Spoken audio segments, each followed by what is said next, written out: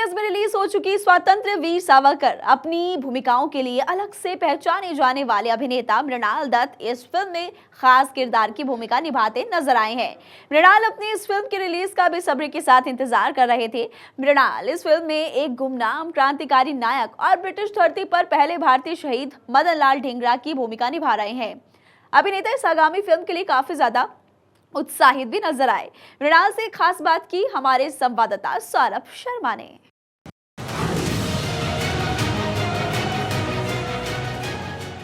नमस्कार दोस्तों, मैं हूं सौरभ शर्मा। आप देख रहे हैं भारत 24।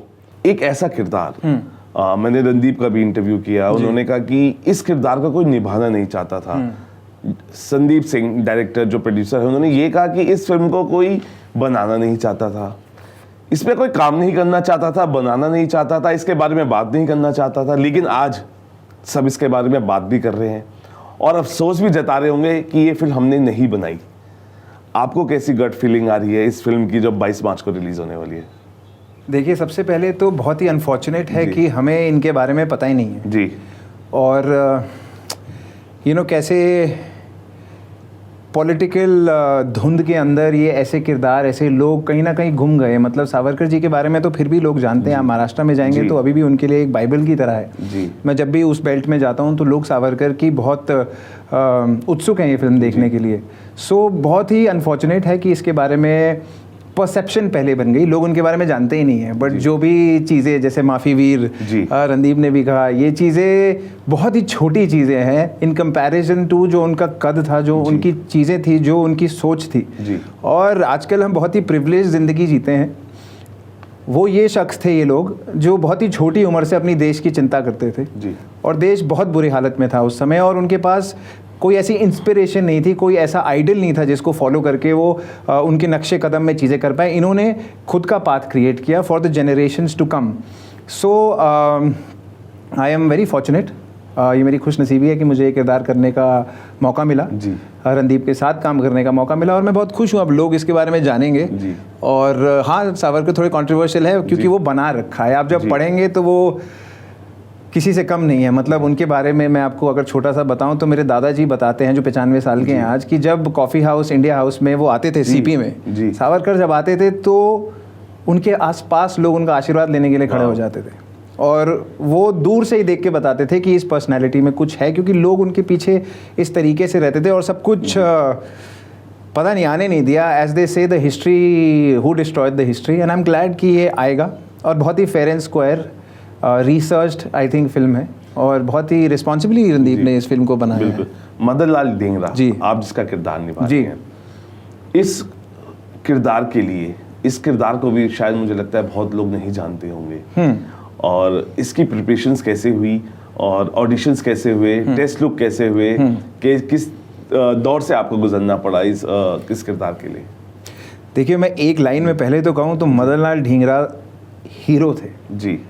वो एक्चुअल हीरो थे जो बिल्कुल बेबाक थे। वो किसी से डरते नहीं थे, अंग्रेज़ों से वो अपने आप को कुछ कम नहीं समझते थे। कहानियाँ हैं कि अंग्रेज़ों ने छेड़ते थे, वो अंग्रेज़ को पीट देते थे।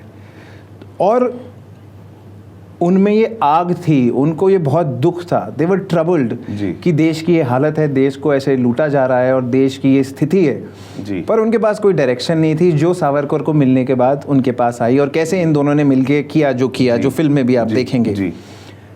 बाकी जब मेरे पास ये फिल्म आई तब मुझे बोला गया रणदीप मिलना चाहते हैं, और आई वाज वेरी एक्साइटेड क्योंकि Randeep is one of my favourite actors also. और उनकी सिंसेरिटी और पैशन और मैडनेस के साथ जो काम करते हैं, मैं भी खुद विश्वास रखता हूँ वैसे काम करने में। तो पहले तो वही खुशनसीबी थी कि उन्होंने बुलाया, उन्होंने समझा कि वो ये मेरे से किरदार कराना चाहते हैं। बट जब मुझे मदन लाल ढींगरा के बारे में पता चला तब तो मतलब क्या बोलूँ, धरती खिसक गई मेरे पैरों के नीचे से। या मुझे समझ नहीं आया कि ये इस कैरेक्टर के बारे में मैं जानता कैसे नहीं हूँ। मदन लाल ढींगरा मेरे हिसाब से भगत सिंह से कम नहीं है किसी भी तरीके से। उन्होंने वो किया जो भगत सिंह ने 20 साल बाद किया। भगत सिंह जैसे इंस्पायर्ड थे। भगत सिंह शहीद आज़म जी, वो इनसे बाद में आए और जनरेशन्स ने उनकी कुर्बानी को नोटिस किया और इंस्पायर हुए उससे। तो मतलब हमेशा से ये था कि भगत सिंह जैसा कोई किरदार करने को मिले, और पता ही नहीं था कि मदन लाल जैसा कोई एग्जिस्ट करता है। बट जब पढ़ा और रिसर्च किया तो I was just very grateful कि मेरे पास ये किरदार आया। आई थिंक रणदीप ने कहीं ना कहीं मन बना लिया था जी कि वो मेरे से करवाना चाहते हैं। बट हाँ, मेरा एक लुक टेस्ट हुआ था कि मैं कैमरा पे कैसा दिखता हूँ, पर बहुत ही स्मूथली ये हो गया। और 10 ही दिन का समय था, 10 दिन पहले ही मुझे साइन किया गया और मैं उनके बारे में मैंने जानना शुरू किया। और फिल्म के दौरान भी मैं पढ़ता रहा, और जब भी फिल्म का गैप होता था उसमें मेरी रिसर्च चालू थी। आज भी मुझे और चीज़ें पता लगती है मदन लाल ढींगरा जी के बारे में। तो मतलब 24 साल के थे जब उनको फांसी दे दी। पहले शहीद थे वो इंग्लैंड में जिन्हें फांसी दी गई। उससे पहले किसी ने हड़काया नहीं अंग्रेज़ों को, किसी ने ऐसे डराया नहीं अंग्रेज़ों को कि हम भी कर सकते हैं। जैसे आर्म्ड रेवोल्यूशन इन लोगों ने शुरू करी। और कर्जन वाइली को मारने का भी जो किस्सा है वो अपने आप में एक ब्रेवरी की मिसाल है। तो बस आई थैंक माई स्टार्स कि मुझे एक क्रांतिकारी नहीं और मदन लाल ढींगरा जी का पार्ट करने का मौका मिला। अच्छा, क्योंकि you have been a part of this industry since long time also, आपको क्या लगता है बड़े बड़े प्रोडक्शन हाउसेस इसको बना सकते थे लेकिन नहीं बनाई? बड़े बड़े चेहरे, पोस्टर बॉयज जो हम देखते हैं जिनके पोस्टर्स जी, वो इन किरदारों को कर सकते थे लेकिन किया नहीं। क्या वजह है, क्यों नहीं चुन पाते हैं? या ये कहानी उनको पता है, वो हिम्मत नहीं जुटा पाते हैं? आपको क्या वजह लगती है कि कहानियों में इतनी देरी होती है? मेरे हिसाब से तो इन्हें बिना बात के कंट्रोवर्शियल बना दिया गया जी। और लोग सेफ चलते हैं मेरे ख्याल से। Nobody wants to get into trouble, and I think it needed somebody like a Randeep Hooda ji to play something like that, to be so brave कि यार मैं ये करूँगा। और करने के बाद आपकी बहुत रिस्पॉन्सिबिलिटी होती है, आप उसको कैसे दर्शाएं। उसमें बहुत ही बड़े हिस्टोरिक फिगर्स हैं हमारे देश के, जिनके सारे सीन्स बहुत रिस्पॉन्सिबली, मुझे याद है गांधी जी के साथ जब सीन थे तो ही वॉज लाइक ये मेरे लिए सबसे जिम्मेदारी का काम है। तो उन्होंने बहुत जिम्मेदारी के साथ ही काम किया। इतनी जिम्मेदारी लेना कोई चाहता नहीं है, लोग चाहते हैं सेफ एंड साउंड अलग अलग आइडिया हो, स्पेशली ऐसा कुछ जो पॉलिटिकली नाम चर्चा में है और एक पक्ष उसको कंट्रोवर्शियल मानता है। ऑल्सो क्योंकि पॉपुलर कल्चर में इनके बारे में ज़्यादा कुछ बना नहीं है जी, है ना, सुना नहीं है। तो आदमी बिल्कुल उस किरदार की तह तक जाने और उसकी रिस्पॉन्सिबिलिटी लेने से बचता है कि हम क्यों अब इसका भार संभालें और क्यों इनकी कहानी को हम जस्टिफाई करें, बताएं। कोई पढ़ना ही नहीं चाहता है। और वो तो एक्चुअली आई थिंक रणदीप ने जब रिसर्च की होगी और जब समझा होगा, ऑफ कोर्स वो फिल्म भी उन्होंने इसीलिए बनाई है बिकॉज ही रियली बिलीव्स कि उन्होंने जो काम किया है, उनके जो एफर्ट्स हैं और जिस तरीके के वो पर्सनैलिटी थे, वो लोगों को जानना चाहिए।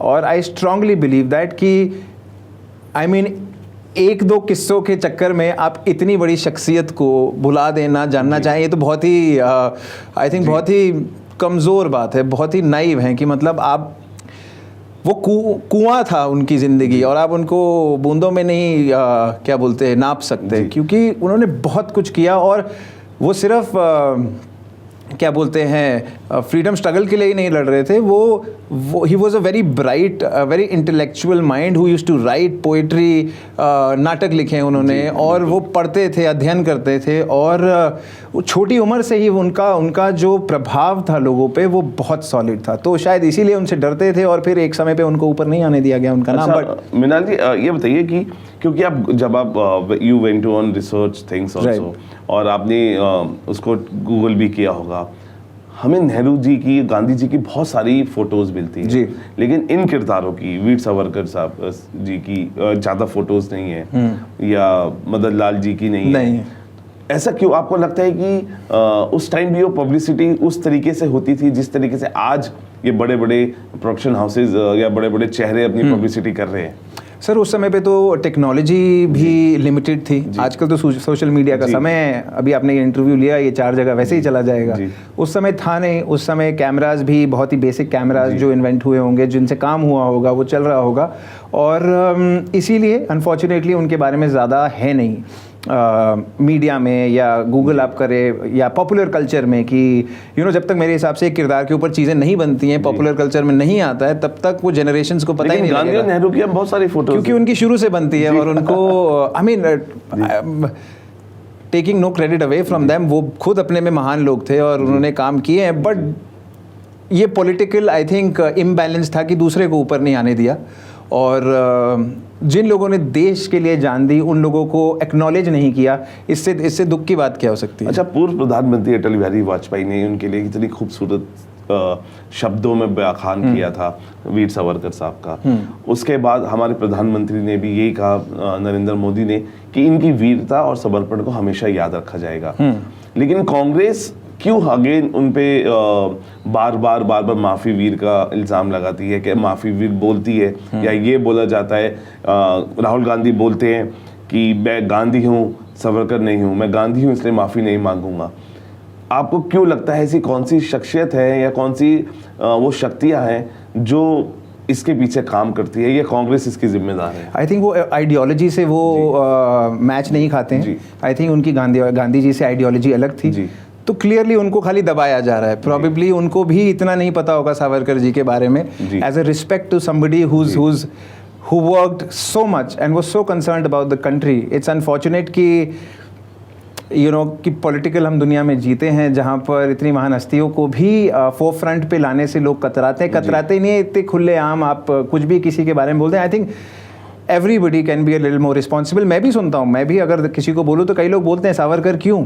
जी, कमेंट सेक्शन में अगर आप देखेंगे, हम जब पोस्ट करते हैं तो तारीफ और करने वाले और जो लोग इंतजार कर रहे हैं वो भी है, बट वो दूसरे भी हैं जो वही माफी वीर वाली बात, अभी वही जैसे रणदीप भी बोल रहे हैं कि साम दाम दंड भेद, अपना काम निकलवाना। आप काला पानी 10 साल रहना, मतलब आप सोच भी नहीं सकते वो आदमी किस लोहे से बने होंगे। तो बहुत अनफॉर्चुनेट है कि इसको इतनी छोटी बात बनाया जाता है। और अगेन वही आइडियोलॉजी, आई थिंक वो पार्टी शुरू से ही नहीं मानती है, क्योंकि आप हमेशा से टीम का पार्ट रहे जी। और संदीप सिंह जब स्टेज पे थे तो उन्होंने बोला कि मुझे लगता है कि कोई नहीं करेगा इस तरह का किरदार, बड़े बड़े चेहरे। उन्होंने बहुत खुल के बात की, कोई प्रोडक्शन हाउस पैसा नहीं लगा रहा है, इस आगे नहीं आ रहा है। जब ये फिल्मिंग इसकी शुरू हुई जी, कौन कौन सी दिक्कतें, क्योंकि आप सब बैठते होंगे पूरी स्टार कास्ट जी, किस तरीके की बोला भी गया होगा, बहुत सारे फोन कॉल्स आए होंगे, बहुत सारी तरह की चीजें हुई होंगी जी, आपने कुछ फेस किया? देखिए, मैं तो एक एक्टर्स वैसे भी एक फिल्म का एक हिस्सा होते हैं, और 50 to 70 to 80% of the film में जो लोग काम करते हैं उनके बारे में उनको आप कभी देखते नहीं हैं जी। तो क्योंकि प्रोडक्शन बेस्ड होता है, बहुत सारी प्रोडक्शन की दिक्कतें आती हैं। बहुत बड़ी फिल्म है, बहुत बड़े बड़े सेट लगे हैं, बहुत अलग अलग लोकेशंस हैं, तो मतलब एक तरह से तो एक ये कथा है जो सुनाने जा रहे हैं। 3 साल के दौरान ये फिल्म चली, उसमें रणदीप का भी पैर में इंजरी हो गई थी, और कुछ कारणवश चीज़ें जो डिफ़िकल्टी है वो फिल्म मेकिंग में वैसे ही आती हैं। कई चीज़ें हाथों से बाहर होती है, क्या बोलते हैं, डायरेक्टर और प्रोड्यूसर्स दोनों के। बट एक चीज़ जो थी वो जो जिससे मैं जुड़ा रहा और मेरा जितना फोकस था, मतलब एज एन एक्टर आप ज़्यादा चीज़ों में पढ़ना भी नहीं चाहते हैं, पर मेरे लिए मेरा डायरेक्टर था और डायरेक्टर का पैशन जी। और वो इनका ऐसा था कि जो भी डिफ़िकल्टी, चाहे हम 16 घंटे भी शूट कर रहे हैं, 14 घंटे शूट कर रहे हैं, जितना भी मुश्किल सीन है, हम उस पैशन के साथ और उस सिंसियरिटी के साथ आई थिंक काम करने में अपना ध्यान दे रहे थे। और आई थिंक रणदीप जैसे बोलते हैं ना, वाज लीडिंग बाय एग्जाम्पल, तो हम लोग उसी पे ध्यान दे रहे थे और उसी से ही आई थिंक रिजल्ट आपके सामने, आप पिक्चर भी बहुत जल्द देखेंगे। अच्छा, क्योंकि टीनेज में आप क्रिकेट बहुत खेलते थे जी, आपको लग रहा है कि बहुत चौके मारने के बाद ये एक ऐसा किरदार है जिस पे छक्का लगा है? I hope so. बाकी मेरा ना हमेशा से ये होता था कि मुझे एक फ्रीडम फाइटर का रोल करना है, क्योंकि भगत सिंह वगैरह से इतना इंस्पायर्ड और इतना वैसा लगता था, और पता ही नहीं, ऐसा लगता था कि अब कोई किरदार बचा ही नहीं, अब क्या कोई यंग क्रांतिकारी जो देश के लिए मर गया, ऐसा कोई रेवोल्यूशनरी का पार्ट करने को मिले। पर मदन लाल ढींगरा जब आया और जब मैंने किया, और इनफैक्ट करने के दौरान और करने के बाद भी मैंने उसकी वैल्यू ना बढ़ती ही रही मेरे लिए कि यार ये मुझे करने को मिल गया। मैं अपने दादाजी की उम्र के लोगों से मिलता हूँ या अपने पिताजी के दोस्तों, उन्हें पता है मदन लाल ढींगरा के बारे में।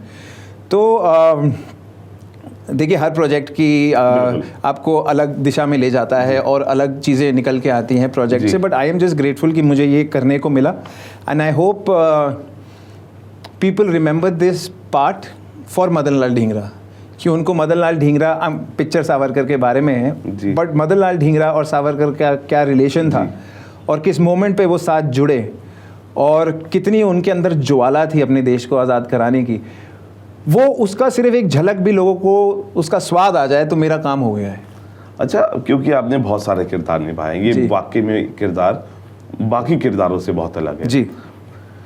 कौन सी ऐसी चीज आपको लगती है, कौन सी बायोपिक किसी, क्योंकि आजकल बायोपिक का बहुत दौर है, पॉलिटिशियंस की बायोपिक है, स्टार्स की है, खिलाड़ियों की है, मृणाल को क्या लगता है कौन सी बायोपिक में वो सबसे ज्यादा फिट बैठेगी? देखिए, मैं तो अलग अलग तरीके का काम करना चाहूँगा। मैं तो एक स्पोर्ट्स बायोपिक भी करना चाहूँगा, हालांकि क्रिकेट पे बहुत बायोपिक बन गई है। मैं किसी टेनिस या किसी और हॉकी जैसे किसी स्पोर्ट पे बायोपिक हो, या बहुत सारे, अभी तो वो रॉकेट बॉयज़ भी बना है जी। तो biopics can be of different field, but I am open to anything. Musician, कोई म्यूजिशियन हो पुराना जिनके बारे में फिल्म नहीं बनी है, तो मैं बहुत उत्सुकता से करना चाहूँगा। थोड़ा बहुत मैं गा भी लेता हूँ, तो ऐसी कोई बायोपिक हो जो किसी म्यूजिशियन के बारे में हो तो मज़ा आ जाए। आज का जो यूथ है वो रोमांस को बहुत पसंद करता है, गानों को पसंद करता है। वही दौर जो इंडियन सिनेमा हम जिसे कहते हैं, जो हम यशराज का देखते थे, आपको लगता है कि इंडियन सिनेमा कहीं ना कहीं कुछ मूवीज अभी जो लेटेस्ट है वो मिस हुआ है? मेरे ख्याल से नहीं, अभी मिक्स ऑफ एवरीथिंग आ रहा है। अभी रॉकी रानी फिल्म जैसी फिल्म भी इतनी बढ़िया फिल्म और एंटरटेनिंग फिल्म, गाने भी हैं उसमें, और उसमें थोड़ा सा वो अलग अलग टॉपिक के बारे में भी बात कर रहे हैं। तो हाँ, मेरे लिए तो पुरानी जैसे देवानंद की फिल्में थी कि वो किसी टॉपिक के बारे में बात करेंगे पर गाने इतने अच्छे होंगे और वो सब होगा, तो एक कंप्लीट फिल्म मेरे ख्याल से एक रोमांटिक फिल्म या एक फिल्म जिसमें अच्छे गाने हैं, ज़रूरी नहीं है कि वो ब्लैंड ही फिल्म हो और उसमें रोमांस ही हो रहा हो, वो कहानी भी आपको कहीं ले जाए।